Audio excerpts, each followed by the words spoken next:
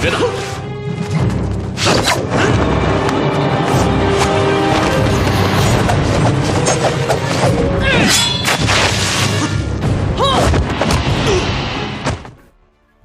Hai, selamat datang di channel Jauh Film.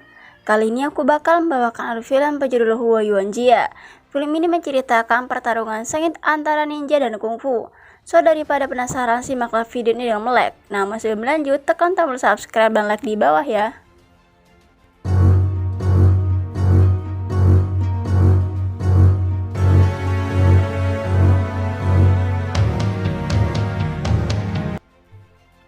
Di awal film terdapat seorang pria turun dari kereta. Ia adalah Huo Yuanjia, putra kedua keluarganya. Di sana ia melihat orang barat bernama Joseph yang menghajar seorang pria karena pria itu menagih kekurangan uang obat yang Joseph beli. Kemudian Joseph beserta anak buahnya menuju pasar dan lagi-lagi mereka membuat keributan, mengacak-acak dagangan seorang pria dan anaknya. Yuanjia yang melihat pun bergegas untuk menolongnya dan terjadi sedikit kontrak fisik antara Yuanjia dan Joseph beserta anak buahnya. Merasa kondisi kurang baik, ia bergegas untuk pergi, namun ia dikejar oleh anak buah Joseph. Ketika Yuanjia tertekan, ia diselamatkan oleh Jinsun, kemudian membawa Yuanjia ke rumahnya. Sampai di rumah, Jinsun merasa situasi sudah aman. Mereka berkenalan. Tiba-tiba terdapat dua pria datang memanggil Jinsun, seorang bos. Mereka mengetahui bahwa Jinsun akan pergi ke barat. Oleh karena itu, mereka berdua ingin ikut untuk melihat dunia luar. Namun rupanya Jinsun ke barat untuk impor bahan obat, dan karena perjalanan ke barat bahaya, serta mereka tidak bisa kungfu, Jinsun melarangnya.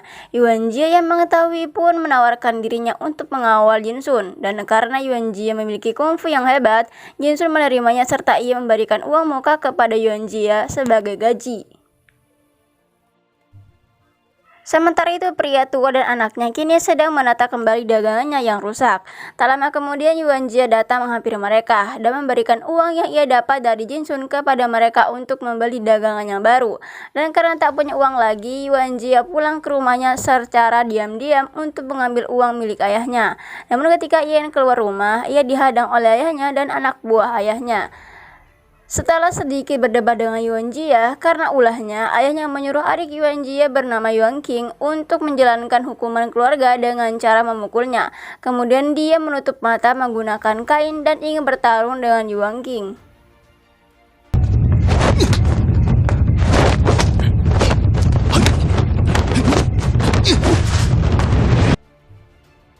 Sampai akhirnya Yuanjia dapat mengalahkan Yuan King menggunakan kungfu yang ia pelajari dari luar. Dan karena Yuanjia menang, ayahnya mengikhlaskan semua uang yang diambil oleh Yuanjia. Serta ayahnya menyuruhnya kembali ke kamar dan melarang Yuanjia keluar rumah selama setengah bulan. Namun Yuanjia meminta untuk ditunda setengah bulan lagi dan mengatakan kalau ia mempunyai janji dengan seseorang. Ayahnya emosi menyerang Yuanjia, namun Yuanjia dapat mengelak dan menangkis. Sampai akhirnya ayahnya membiarkan Yuanjia untuk pergi. Keesokan harinya, Yuanjia dan Jinsun berangkat menuju barat untuk mengantarkan barang. Di dalam perjalanan, mereka menemukan pasar di tengah hutan. Melihat sate yang sepertinya enak, Yuanjia ingin membelinya, namun Jinsun melarangnya karena ia takut sate itu beracun. Kemudian mereka melihat-lihat pasar. Terdapat hal aneh di pasar itu, seperti tengkorak manusia sampai terdapat granat. Dan karena ulah Yuanjia, orang-orang di pasar mengeluarkan senjata dan menyerang mereka. Untung saja mereka berhasil menyelamatkan diri. Kemudian mereka melihat seorang wanita dan Jinsun menghentikannya untuk menanyakan penginapan di sekitar sana. Wanita itu bernama Yue Liang. Yue Liang mau mengantarkan mereka ke penginapan asal dengan bayaran uang. Sampailah mereka di sebuah pemukiman. Anehnya orang-orang di sana berlarian memasuki rumah setelah mengetahui kedatangan mereka.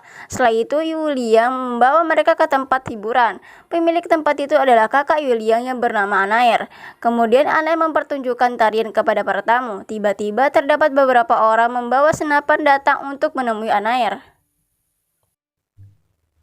Dan salah satu orang menghampiri Anair serta menyuruh para tamu untuk keluar. Melihat memperlakukan kasar, Yuanjia menolongnya dan karena orang itu bersenjata, Anair mengajak Yuanjia dan Jinsun untuk pergi. Namun sayangnya koper kecil milik Jinsun terjatuh dan rupanya itu adalah drama yang dibuat oleh orang-orang di sana untuk mendapatkan koper milik Jinsun. Kini Yuan Jie dan Jin Sun ditahan dengan tangan terikat dan mengetahui kalau mereka adalah komplotan perampok. Lalu membuka koper itu dan ternyata isinya adalah uang yang banyak dan terdapat sebuah liontin. Kemudian Anair beserta sebagian anak buahnya membawa Yuan Jie dan Jin Sun ke suatu tempat. Setelah memberikan sedikit makanan dan minuman, anak buahnya pergi meninggalkan mereka. Kemudian Yuan Jie dan Jin Sun berusaha melepaskan tali pada tubuhnya. Akhirnya mereka berhasil dan karena haus dan lapar, mereka pun makan dan minum bersama. Tiba-tiba Jin Sun mengingat liontin yang diberikan oleh seseorang sebagai tanda pengenal. Namun kini ia kehilangan liontin itu. Di sisi lain, Joseph, Lasty dan beserta pasukannya mendatangi tempat Anair. Joseph menembak salah satu orang di sana yang mengakibatkan terjadi adu tembak antara pasukan Joseph dengan orang-orang di sana. William yang melihat merasa ketakutan dan bergegas untuk pergi. Kemudian Lasty dan Poliuru merubah menjadi ninja dan untuk membantai orang-orang di sana.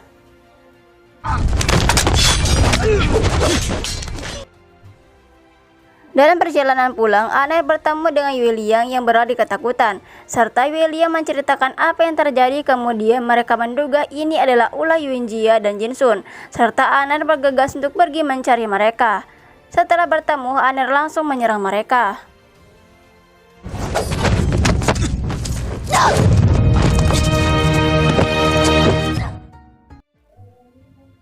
Lalu datanglah William beserta yang lainnya. Tiba-tiba terdapat tembakan dari atas bukit yang ternyata itu adalah Joseph dan yang lainnya. Karena tak sanggup menahan, mereka pun gegas untuk pergi. Kemudian Yuan Jie menyuruh Jin Sun dan William untuk pergi terlebih dahulu. Joseph dan yang lainnya pun berhenti. Setelah melihat seekor kuda di tengah jalan, tiba-tiba terdapat batu-batu berterbangan mengenai kepala sebagian pasukan Joseph. Dan Yuan Jie melanjutkan pelariannya. Joseph yang emosi langsung menghajar Juan Lia. Lagi-lagi Joseph melihat kuda Yuan Jie, namun tidak dengan Yuan Jie. Tiba-tiba dari belakang Yuan Jie menyerang pasukan Joseph.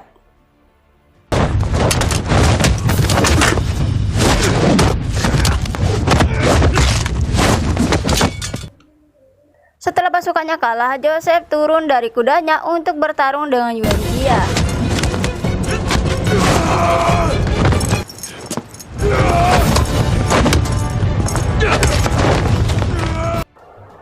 Sampai akhirnya Yuan Jie dapat mengalahkan Joseph. Setiba di tempat pertarungan, Lasty melihat anak buahnya yang kalah.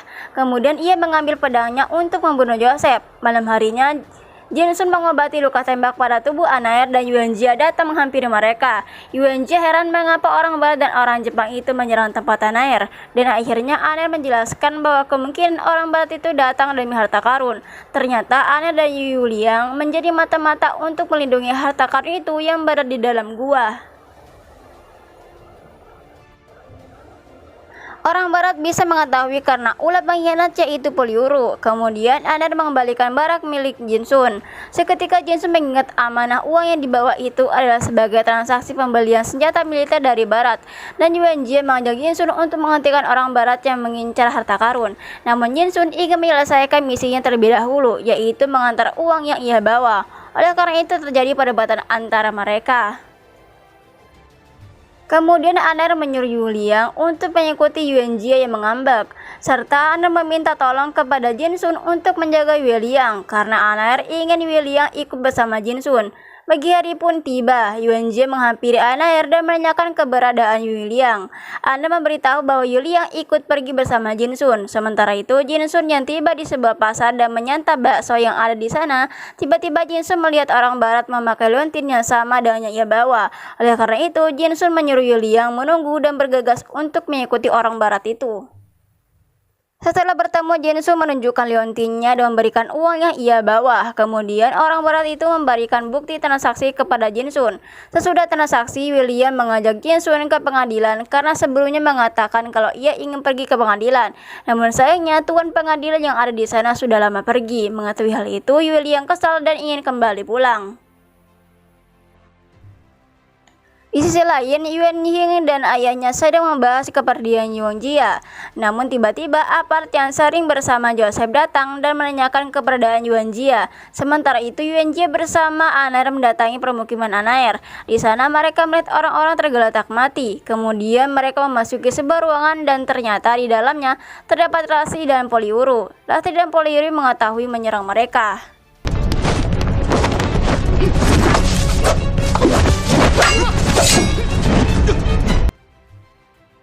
Rupanya dulu Aner dan Poliwuru pernah bersaing untuk menjadi ketua.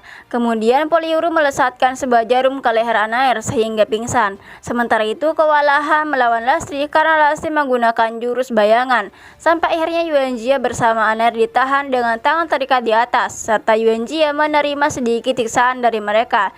Tiba-tiba anak buah Lastri datang memberitahu bahwa saatnya makan. Sementara itu, salah satu anak buah Lastri bernama Sumbang ingin buang air kecil dengan kondisi mabuk. Jinsun beserta Yue Liang melihat Sumbang yang buang air kecil. Kemudian Jinsun memukul Sumbang sehingga pingsan. Di sisi lain, Yuanjia mengetahui bagaimana Lastri menggunakan jurusnya. Ternyata itu semua hanyalah ilusi, dan juga Yuanjia menceritakan bagaimana ia dilatih kungfu oleh ayahnya dulu kepada Nair. Kini Jinsun memakai pakaian yang diambil dari Sumbang untuk menyamar. Kemudian ia menyuruh Yue Liang untuk menunggu dan ia memasuki ruangannya. Di dalamnya terdapat anak buah Lastri. Jinsun pura-pura mabuk memprovokasi pasukan Jepang dengan pasukan Barat sehingga terjadi perselisihan. Momen itu ia gunakan untuk menyelamatkan Yuanjia dan Anaer. Akhirnya perselisihan itu dihentikan oleh Lastri dan tiba-tiba Sumbang datang tanpa baju. Kemudian mereka mencari Yuanjia dan lainnya yang berhasil kabur. Sementara itu Yuanjia dan yang lainnya memasuki peti sehingga Lastri dan pasukannya tak dapat menemukan mereka. Namun Poliwuru menduga mereka kabur dari saluran bawah tanah. Oleh karena itu Lastri dan pasukannya bergegas menuju pintu keluar saluran bawah tanah untuk menghadang mereka. Kemudian Lastri mempunyai cara dengan membakar rumput agar asapnya masuk ke dalam gua. Oleh karena itu Yuanjia dan yang lainnya bergegas menuju penyimpanan harta karun. Setelah berhasil membuka pintu, mereka memasuki tempat harta karun dan melihat barang-barang berharga di sana. Tiba-tiba Lastri dan pasukannya datang. Ketika anak buahnya ingin menembak, Lastri melarangnya karena ia takut jika terkena lukisan dinding. Namun anak buahnya tetap menembak sehingga Lastri langsung membunuhnya. Kemudian terjadi pertarungan antara kedua belah pihak. Mereka berhasil membunuh semua anak buah Lastri. Oleh karena itu Lastri dan Poliwuru berubah menjadi ninja untuk bertarung dengan mereka.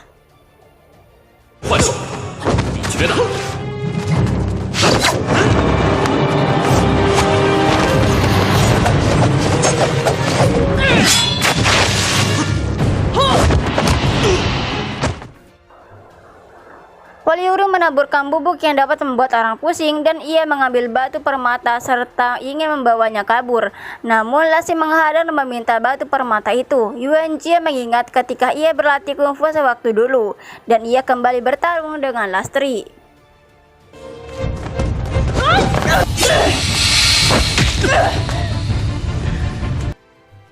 Sampai akhirnya ia berhasil menjatuhkan Lastri.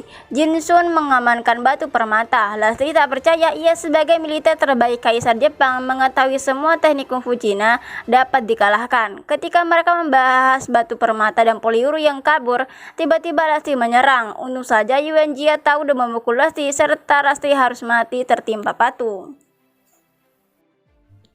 Kemudian mereka akan berpisah. Yuanjia yang akan meneruskan misinya, sedangkan Jinsun dan Anaer akan mencari harta karun yang lain dan menghentikan Poliwuru.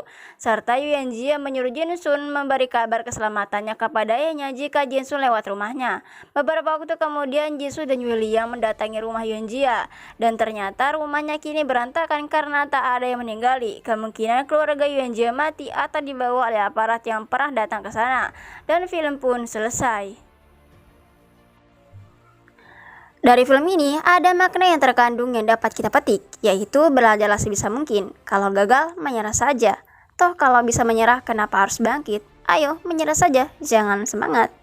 So, terima kasih dan sampai jumpa di film selanjutnya.